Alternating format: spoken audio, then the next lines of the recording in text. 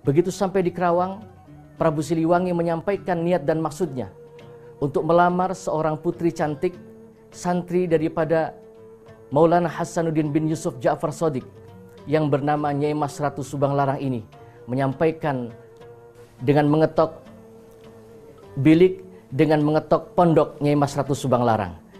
Nyai keluar.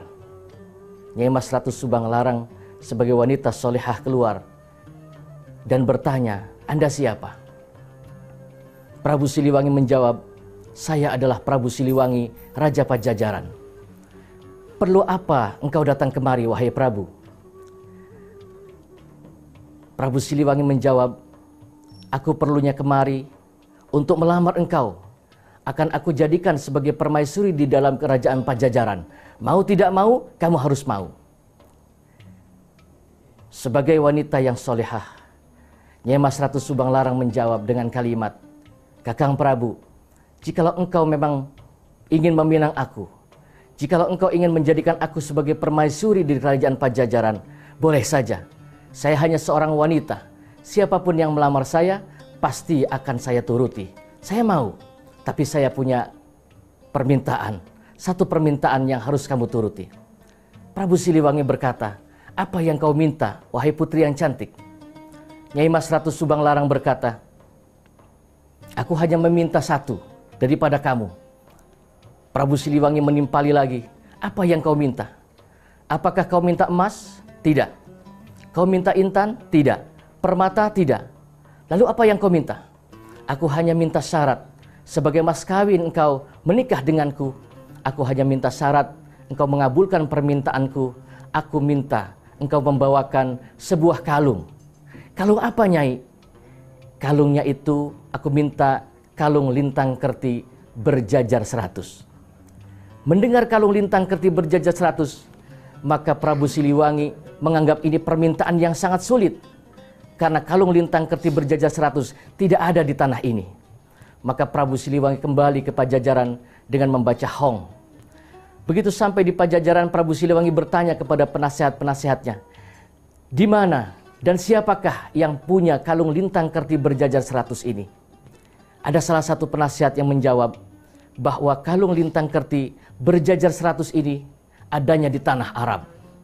Tanpa pikir panjang, Prabu Siliwangi langsung terbang membaca Hong. Biidnillah, biqudratillah, atas izin Allah Subhanahu wa Ta'ala, Prabu Siliwangi disampaikan oleh Allah di tanah Arab. Pemirsa TV One yang dirahmati oleh Allah Subhanahu wa Ta'ala, jika Allah sudah punya kehendak, jika Allah sudah punya kemauan, maka tidak ada yang bisa menghalangi kehendak dan kemauan Allah Subhanahu wa Ta'ala. Begitu tersadar di tanah Arab, Prabu Siliwangi melihat di sampingnya ada seorang tua yang sedang membaca tasbih. Orang tua itu membaca tasbih, tasbihnya terbuat dari batu yang berwarna putih. Diputar tasbihnya, orang tua itu berucap, "La ilaha illallah, la ilaha illallah." Melihat itu, Prabu Siliwangi melihat tasbih yang dibaca oleh orang tua itu, yang diputar itu. Tasbihnya terbuat dari batu yang berwarna putih, terkena pancaran sinar rembulan. Maka tasbih itu menyala bagaikan bintang yang jumlahnya ada 100. Pemirsa TV One yang dirahmati oleh Allah, apa yang dimau oleh Nyai Mas Ratu Subang Larang? Bintang berarti cahaya, kerti untuk mengekarkan di dalam hati. Yang diinginkan oleh Nyai Mas Ratu Subang Larang adalah keimanan Prabu Siliwangi agar mau seorang raja yang tersohor ini mau masuk Islam. Tetapi dalam falsafah Islam, maka Islam bisa sukses di tanah Nusantara. Para wali-wali Allah bisa sukses di tanah Nusantara karena penyebaran Islam tidak menggunakan kekerasan, tidak ada radikalisme, tidak dengan menggunakan pemaksaan. Maka Nyai Mas Ratu Subang Larang punya prinsip la ikraha fid din, qad tabayyana rusydu minal ghayyi, faman yakfur bittaghuti wa yu'min billahi faqad istamsaka bil urwatil wuthqa. Tidak ada paksaan di dalam beragama. Tidak boleh kita memaksa orang untuk masuk agama Islam. Pemirsa TV One yang dirahmati oleh Allah Subhanahu wa Ta'ala. Lalu Prabu Siliwangi mencoba untuk mengambil tasbih yang dibaca oleh orang tua itu. Begitu dipegang, Prabu Siliwangi terjatuh karena merasa sakti dirinya. Dipegang lagi, jatuh lagi. Orang tua itu tersadar bahwa di sampingnya ada orang yang menginginkan tasbihnya.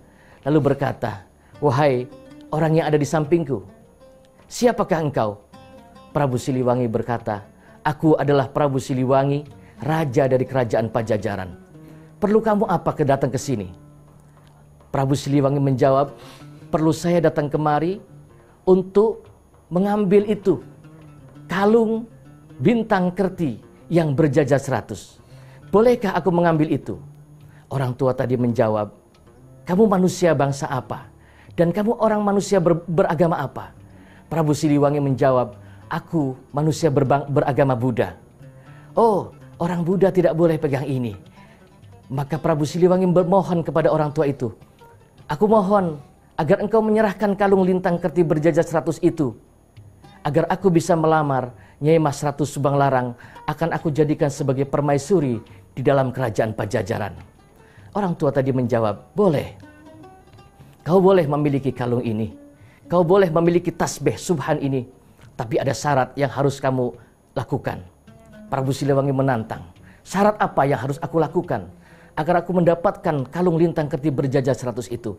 Orang tua tadi berkata, "Syaratnya tidak sulit dan sangat mudah."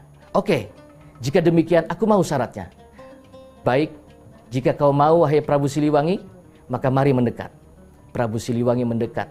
Maka orang tua tadi memegang tangan Prabu Siliwangi. "Ini syaratnya mudah, ikuti ucapan saya."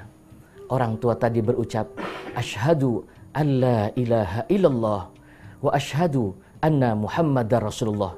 Diikuti oleh Prabu Siliwangi, "Asyhadu an la ilaha illallah wa asyhadu anna Muhammadar Rasulullah." Prabu Siliwangi membaca syahadat, otomatis Prabu Siliwangi masuk ke dalam agama Islam, menjadi orang Islam. Alhamdulillahirabbil alamin. Pemirsa TV One yang dirahmati oleh Allah Subhanahu wa taala. Ini adalah merupakan sejarah penting yang tidak boleh kita lupakan. Karena jikalau Prabu Siliwangi tidak beragama Islam, maka pernikahan dengan Nyai Mas Ratu Subanglarang yang nanti akan menurunkan yang disebut dengan Syarif Hidayatullah Sunan Gunung Jati, bagaimana hukumnya? Maka ini yang perlu kita jabarkan, yang harus kita ketahui. Jangan pernah kita melupakan sejarah. Jangan kita belajar sejarah-sejarah yang lain, kita bahkan melupakan sejarah tanah air kita sendiri.